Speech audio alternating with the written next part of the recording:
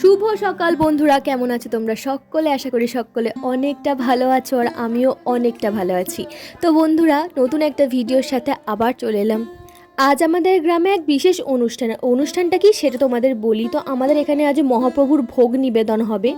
তো তার কারণেই কিন্তু মহাপ্রভুর কাছে অনেকেই দণ্ডি দিতে যাবে, আর আমার মাও কিন্তু দণ্ডি দেবে। তার কারণেই মায়ের জন্য কিছু নতুন বস্ত্র কিনতে চলে গিয়েছিলাম সকাল সকাল বাজারে।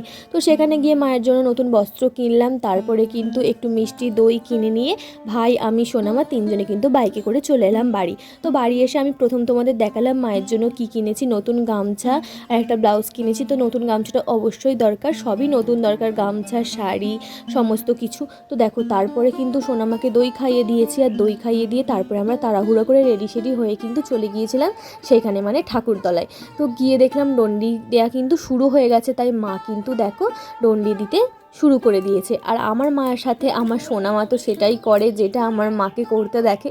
তো তার কারণে দেখো খুবই সুন্দরভাবে মা যেরকম ডন্ডি দিচ্ছিল সেরকম সোনামাও কিন্তু মায়ের দেখে দেখে ডন্ডি দিচ্ছিল। তো এটা দেখতে তো খুবই ভালো লাগছিল।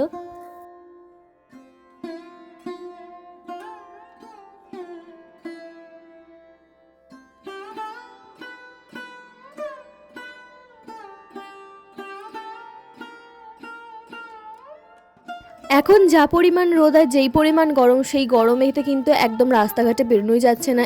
আর এই দেখো বন্ধুরা, আমাদের এখানে কিন্তু রাধাকৃষ্ণের এই মন্দিরটা নতুন হয়েছে। মন্দিরটা কেমন হয়েছে অবশ্যই জানিও। তো আমার তো মন্দিরটা দেখে খুবই ভালো লাগলো। অনেক দিন আগেই হয়েছে, কিন্তু আমি এই প্রথমবারই দেখলাম। তো তারপরে মায়ের দণ্ডি দেওয়া হয়ে গিয়েছিল, তারপরে মা, সোনামা, আমি আর আমাদের পাশের বাড়ির এক ঠাকুমা গিয়েছিল, সবাই মিলে কিন্তু বাড়ি চলে আসছে। তোমরা আমাকে দেখেই বুঝতে পারছো আমার কতটা শরীরে কষ্ট হচ্ছে, সেটা আমার চোখে মুখেই ফুটে উঠছে। কারণ এতটা রোদ লেগে গিয়েছিল আর মাথাটা খুবই ব্যথা করছিল। এসে তাড়াহুড়ো করে স্নান সেরে নিয়েছি। তারপরেই দেখলাম যে একটা আইসক্রিমওয়ালা এসেছে।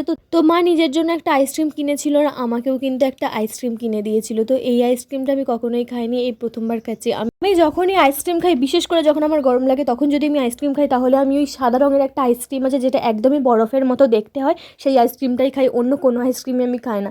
তো তারপরে আইসক্রিম খেয়ে নিয়ে চুলটা শুকাতে বসেছিলাম। তারপরেই দেখলাম যে সোনামার খিদে পেয়ে গেছে। তো তার কারণে কিন্তু দুধ গুলতে চলে এসেছি। তো সোনামার জন্য এখানে দুধটা গুলে নিলাম সোনামাকে খাওয়াবো বলে।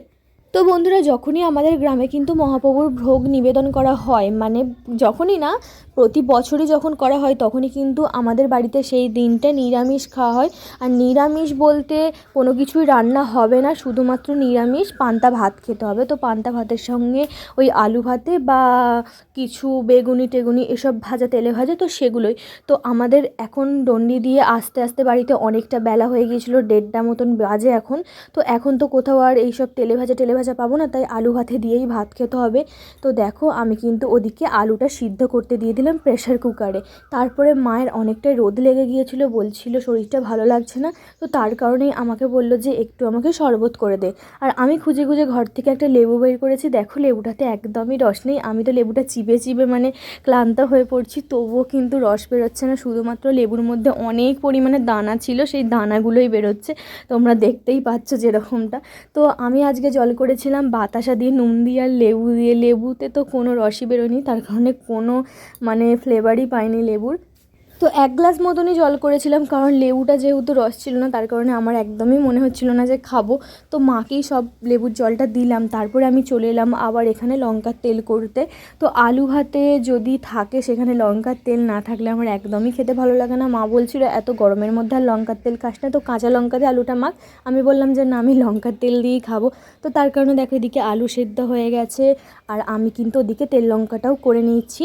তো দেখো, এবার কিন্তু চলে এসেছি আলুগুলো ছাড়াতে। আর আলুগুলো এতটাই গরম ছিল, আমি তো একদমই ছাড়াতে পারছিলাম না। মা বলছিল দাঁড়া একটু পরে ছাড়াবি, কিন্তু আমার এতটা পরিমাণে খিদে পেয়ে গিয়েছিল, আমার আর তরই সইছিল। মনে হচ্ছিল যে আমি কতক্ষণে ভাত খাবো, কারণ 1:30 2 বাজে, এখনও পর্যন্ত সকাল থেকে কিচ্ছুটি খাওয়া হয়নি। তো বন্ধুরা, তোমাদেরকে একটা কথা শেয়ার করি। আজকে আমার 1:30 বেজে গেছে ভাত খেতে। তো এখনও কি বলবো, মানে আমার খাওয়ার কোনো ইচ্ছে বলে জিনিসটাই ছিল না সকাল থেকে।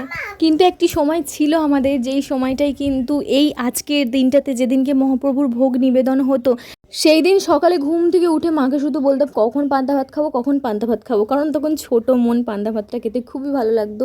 শুধু আজকের একটা দিন নয়, এরকম অনেক দিন ছিল ছোটোবেলায় যেগুলো তখন হতো ছোটোবেলায়, এখন সেগুলো করতে ইচ্ছেই করে না। যদি আমাদের সাথে সেগুলো ঘটেও এখন, তবুও আমাদের যেন অতটা ভালো লাগে না। আসলে সব থেকে বড় কথা হচ্ছে সময়ের সাথে সাথে কিন্তু অনেক কিছুই পাল্টায়, অনেক কিছুই পরিবর্তন হয়। যেমন দেখো, 16 বছর বয়সে একটা মানুষের যেরকম পিৎজা খাওয়ার জন্য ক্রেভিংস হবে, 32 বছর বয়সে গিয়েও কি সেই ক্রেভিংসটা হবে? কখনোই না।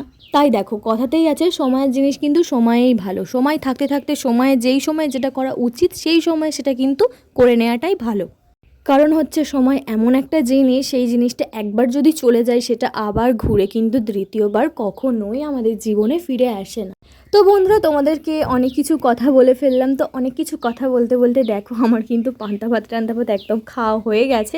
তো তারপরে দেখলাম আমার বাবা কাজ থেকে চলে এসেছে, আর মা আজকে উপোস করেছিল, যেহেতু ডন্ডি দিতে গিয়েছিল তার জন্য কিন্তু মা উপোস করেছে। তো তার বাবা দেখো দই আর বোঁদে এনেছে। আমার মা না দই আর বোঁদে খেতে অনেক ভালোবাসে। যখনই মা কিছু উপোস টুপোস করে আমার বাবা কিন্তু দই আর বোঁদেটা বিশেষ করে আনবেই আনবে।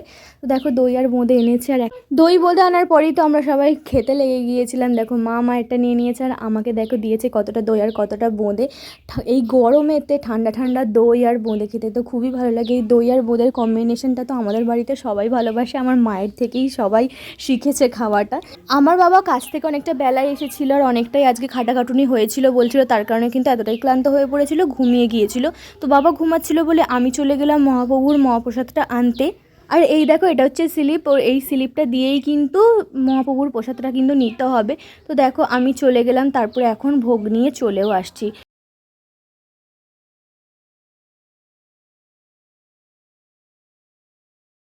বন্ধুরা, আমি ভোগ আনতে গিয়েছিলাম, তো ভোগ নিয়ে চলে এসেছি।